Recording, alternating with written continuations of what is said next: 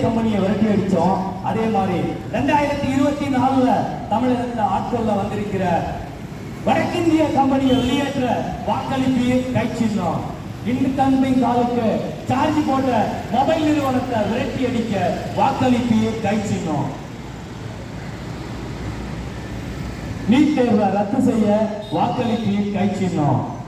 CAA சட்டத்தை ரத்து செய்ய வாக்களிப்பு கை சின்னம்.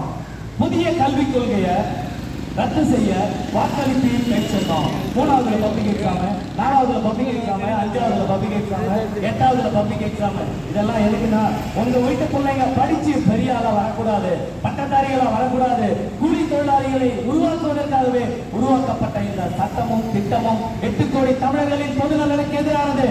இதை ரத்து செய்ய வாக்களிப்பு கை சின்னம்.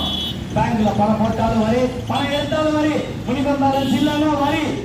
பொதுமக்கள் அவனுக்கு எதிராக வங்கிகள் தனியார் மயமாக்கல் கொள்கையை ரத்து செய்திட வாக்களிப்பு கை சின்னம்.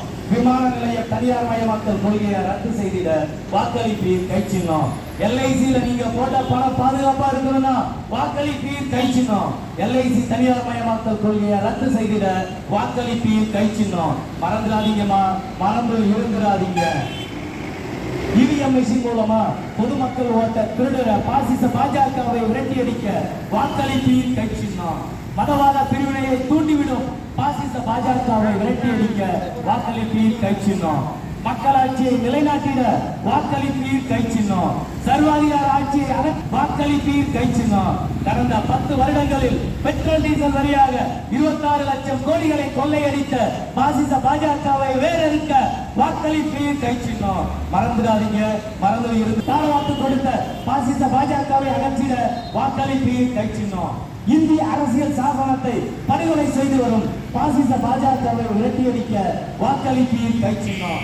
5000 கோடி செலவில் கொண்டு வரப்பட்ட சேது சமுத்திர திட்டத்தின் மீது வழக்கு போட்டு தடை செய்த பாசிச பாஜகவை விரட்டியடிக்க வாக்களிப்பு கை சின்னம்.